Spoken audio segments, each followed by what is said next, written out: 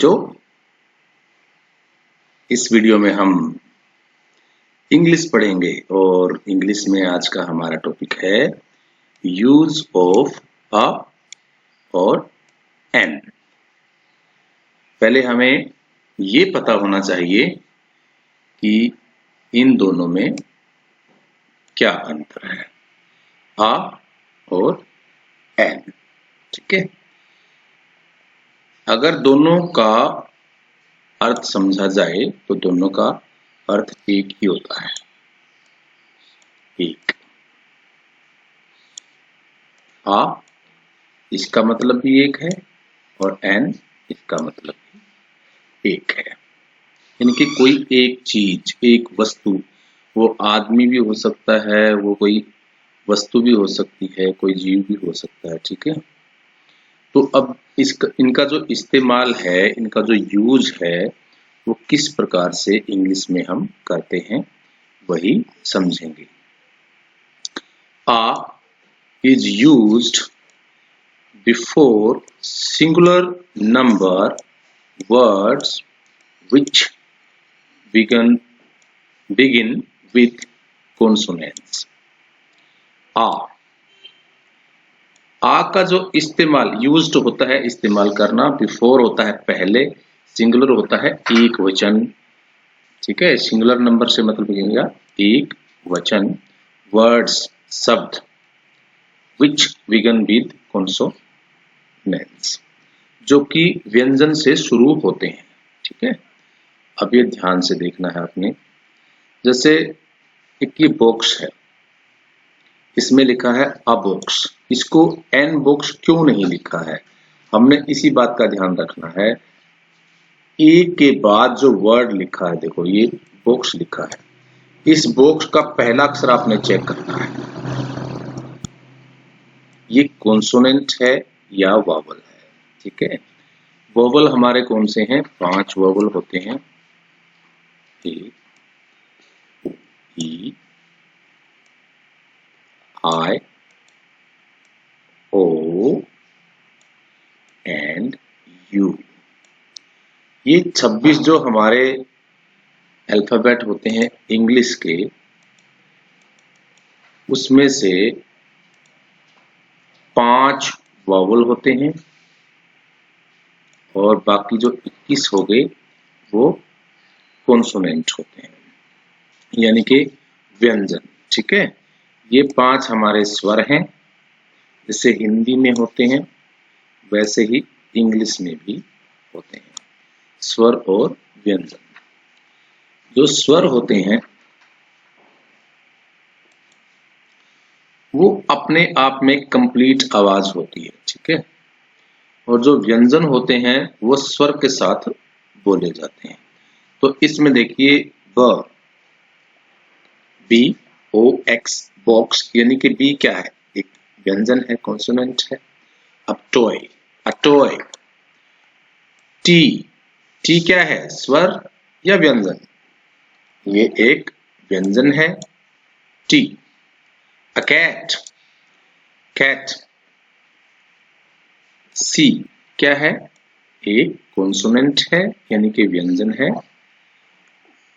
अ parrot, तोता, यानी कि पी, पी से शुरू हुआ, ये भी एक व्यंजन है, कॉन्सोनेंट है। अ बॉय, बी यानी कि कॉन्सोनेंट। अ हैट, एच, एच क्या है, ये भी कॉन्सोनेंट है। जो अ वर्ड होता है, वैसे हम इसको ए बोलते हैं, लेकिन इसका जो आवाज है वो अ होता है। देखो इसमें कैसे आया, अ।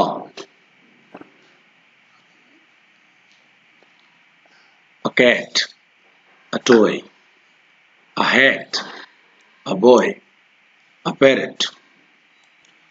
तो इसमें हमने समझा आ किस तरीके से यूज किया जाता है एक चीज के लिए, यानी कि ये एक डब्बा है, एक खिलौना है, एक बिल्ली है, एक तोता है, एक लड़का है, और एक ये हैट है यानी कि टोपी है, यानी कि बड़े टोप को हम हैट बोलते हैं। ठीक है, अब एन का कैसे यूज करेंगे, N is used before singular number words which begin with any of vowel A, E, I, O, U। उसमें जो हमारा शब्द होता है वो व्यंजन से शुरू होता है, और जहां हम एन यूज करेंगे वहां पे जो हमारा शब्द होगा वो स्वर से शुरू होगा। अब हम एक एक एक्सरसाइज से चेक करते हैं, ठीक है। और हमारे जो स्वर हैं देखो ये रहे ए, ई, आई, ओ, यू, जो हमारे 5 स्वर हैं, ठीक है। तो अब चेक करते हैं। ये रहा एन, एलिफेंट। देखिए एलिफेंट हाथी को कहते हैं, और इसका जो स्पेलिंग वो शुरू होता है ई से। ई क्या है, इन 500 में से है, तो ये रहा। इसको आ एलिफेंट नहीं बोलेंगे, हम एन एलिफेंट बोलेंगे, क्योंकि ये स्वर से शुरू है, ठीक है। अब एन अम्ब्रेला, अम्ब्रेला होता है छाता, और इसकी जो स्पेलिंग का जो पहला वर्ड यानी कि लेटर है वो यू है, यू, ये रहा यू। तो ये एक स्वर है यानी कि वोवल है, तो इसको हम एन अम्ब्रेला बोलेंगे, ठीक है। अब ये संतरा है, इसको हम ऑरेंज कहेंगे इंग्लिश में। तो ऑरेंज का जो पहला लेटर है वो ओ है, ओ, एन ऑरेंज। तो इसमें भी ये एक स्वर है, तो इसको भी हम एन से शुरू करेंगे। एन आयरन, आयरन हम प्रेस को स्त्री को बोलते हैं, तो इसका भी पहला जो लेटर है वो क्या है, आई है। आई है तो एक वोवल है, वोवल में हम पहले एन लगाएंगे। एन एग, अंडा, इसका पहला लेटर क्या है, ई। तो ये स्वर है यानी कि वोवल है, तो वोवल में हम पहले एन लगाएंगे, ठीक है। एन ऑक्स, बैल को कहते हैं ऑक्स, तो इसका पहला जो लेटर है ये ओ है, ठीक है। तो ओ में क्या हुआ, पहला लेटर वोवल है, इसलिए हम इसके आगे एन यूज करेंगे। अब देखिए ये हमारे सारी एक्सरसाइज हमने कर ली है। छोटी सी एक्सरसाइज और इसकी हम करेंगे। इसमें भी हमने इसको फिल करेंगे हम एक्सरसाइज को। इसमें भी हम लुक एट द पिक्चर, तस्वीर को देखो और ए और एन लिखो। इसमें भी हमने यही लिखना है, ठीक है। तो अब ये एक्सरसाइज शुरू करते हैं। दिस इज ब्लैंक स्पेस एंट, एंट यानी कि इससे पहले हमने, अब हम क्या चेक करेंगे, अब हम ये वर्ड चेक करेंगे, ठीक है। इसका पहला अक्षर क्या है, आ, यानी कि एक स्वर है।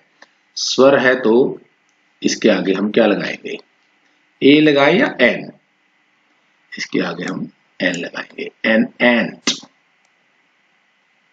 ए एन। अब ये पढ़ते हैं second. That is blank space B, ये तो दूर है तभी तो इसके आगे दैट लगाया। अब ये चींटी नजदीक थी, इसके साथ हमने दिस का यूज किया। हमने ये भी समझना है साथ में। अब इसको दूर दिखाया है, इसका मतलब दूर की चीजों के लिए हम दैट यूज करते हैं, और पास की चीजों के लिए हम दिस यूज करते हैं, ठीक है। That is B, blank space में क्या लिखेंगे, ये क्या है, स्वर है या व्यंजन है, ये व्यंजन है, ठीक है। तो इसमें हम लिखेंगे ए। This is, oh sorry, that is a bee. Next, third sentence को समझते हैं हम। This is blank space boy. यह क्या है, लड़का है। यह एक लड़का है, तो लड़के का जो पहला लेटर हम चेक करेंगे बी है, और बी तो एक कॉन्सोनेंट है, ये स्वर नहीं है, ठीक है। तो इसमें this is a boy. Okay, it is cup of T. Cup को चेक करेंगे हम, क्योंकि ब्लैंक स्पेस हमने यही चेक करना है, जिस वर्ड के आगे लिखना है हमने ए या एन, उसको ही चेक करना है।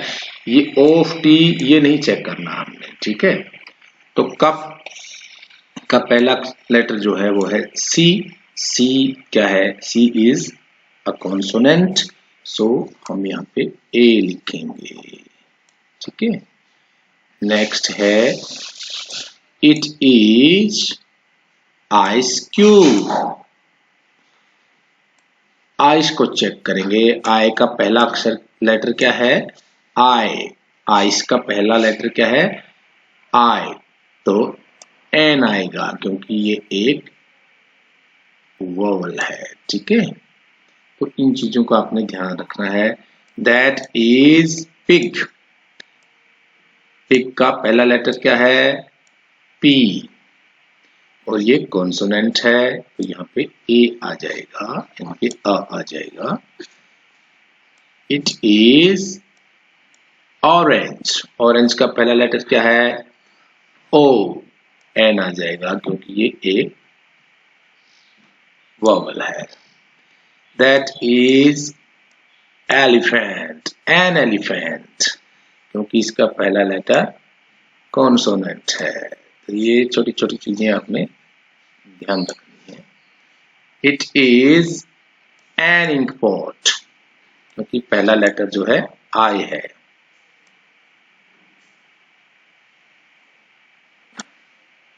It is watch. डब्ल्यू, यानी कि इसका पहला लेटर क्या है? डब्ल्यू, और वह कॉन्सोनेंट है, आ जाएगा, ठीक है। तो आज हमने सीखा use of a and an. तो दोनों को हमने अच्छे से समझा। इस वीडियो को एक बार में समझ में ना आए तो 2 बार देखें, इससे आपका अ और एन का जो यूज करना है वो क्लियर हो जाएगा, ठीक है। इस वीडियो में इतना ही। Thank you, have a nice day.